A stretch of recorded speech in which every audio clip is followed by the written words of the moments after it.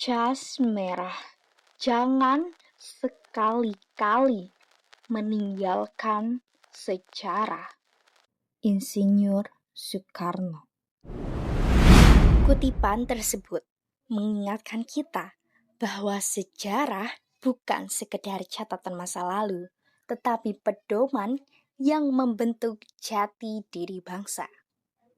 Hari ini, kita menelusuri kisah perjuangan yang lahir dari tekanan kolonial namun menjelma menjadi simbol keberanian dan kehormatan. Assalamualaikum warahmatullahi wabarakatuh. Perkenalkan, nama saya Sabrina Juliana Sandi, nomor presensi 32 dari kelas 11 IPA 3. Pada kesempatan kali ini, saya akan membahas salah satu pahlawan Indonesia yang sangat terkenal dan sangat luar biasa perjuangannya, yaitu Kapiten Pattimura. Tokoh ini bernama Thomas Matulessy. Ia lahir pada tanggal 8 Juni 1783 di Haria, Pulau Saparua, Maluku. Ia berasal dari keluarga bangsawan Soa, sebuah kelompok adat yang memegang kedudukan penting dalam pemerintahan tradisional Maluku.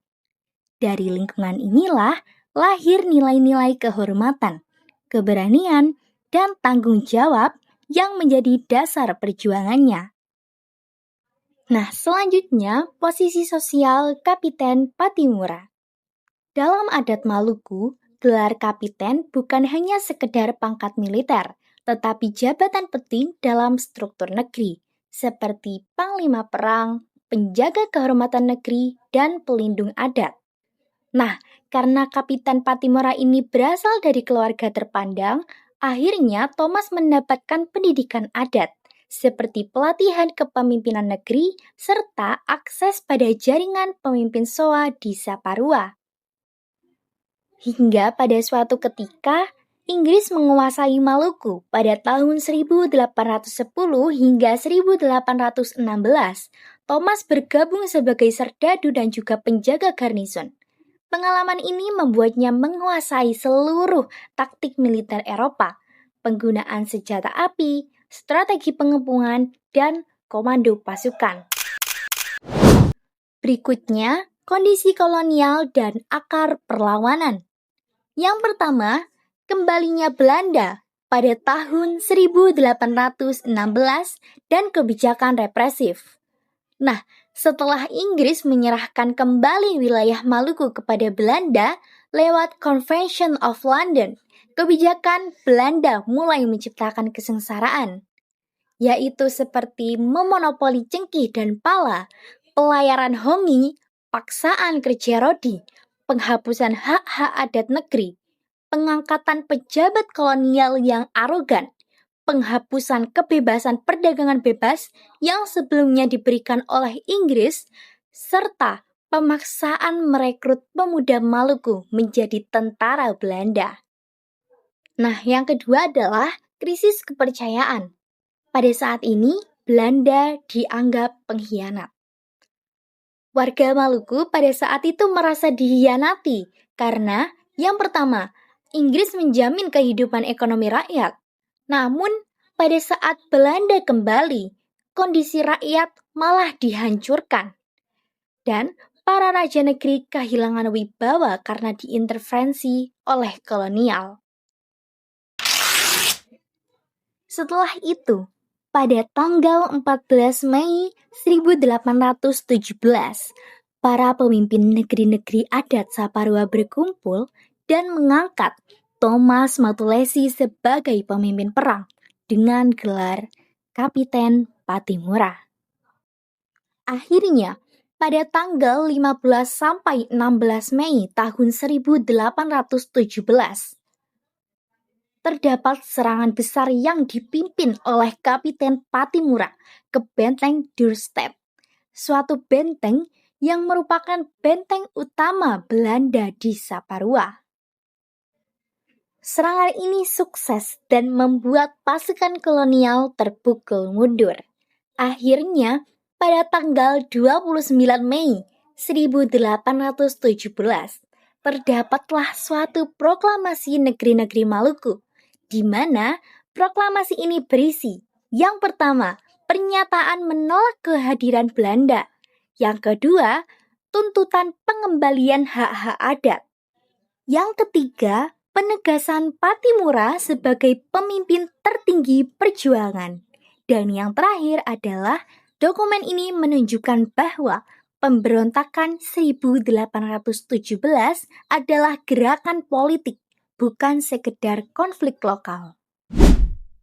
Namun, perjuangan tidak selalu mudah.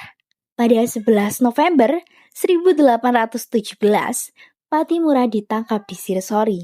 Ia kemudian diadili di Ambon dan dijatuhi hukuman gantung. Pada 16 Desember 1817, ia dieksekusi di depan benteng Victoria. Walaupun ditawari jabatan dan fasilitas oleh Belanda bila bersedia menyerah, Pattimura tetap menolak. Ia memilih mati sebagai pemimpin yang memegang teguh martabat dan kehormatan rakyatnya. Warisan historis Pattimura. Poin pertama, makna dalam historiografi Indonesia. Perlawanan Pattimura menunjukkan bahwa perjuangan melawan kolonialisme terjadi jauh sebelum kebangkitan nasional. Ia menginspirasi tokoh-tokoh lain di Maluku, Sulawesi, Jawa, bahkan tokoh-tokoh seluruh Indonesia.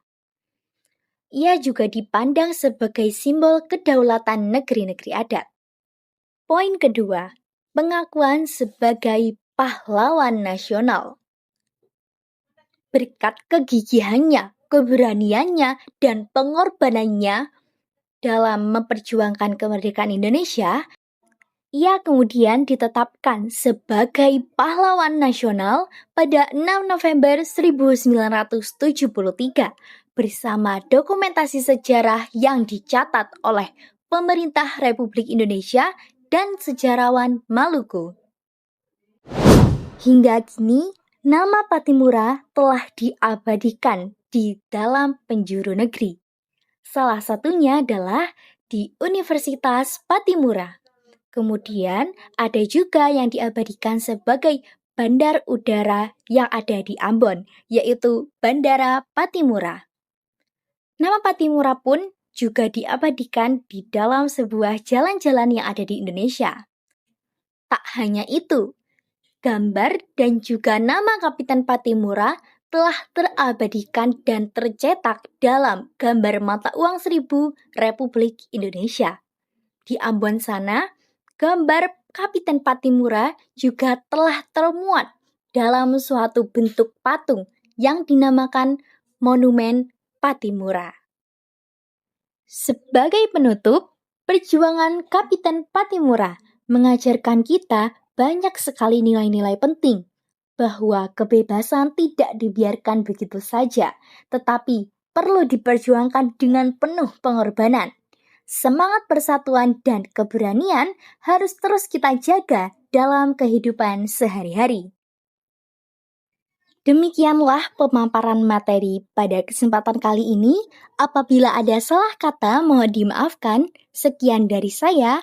Wassalamualaikum warahmatullahi wabarakatuh.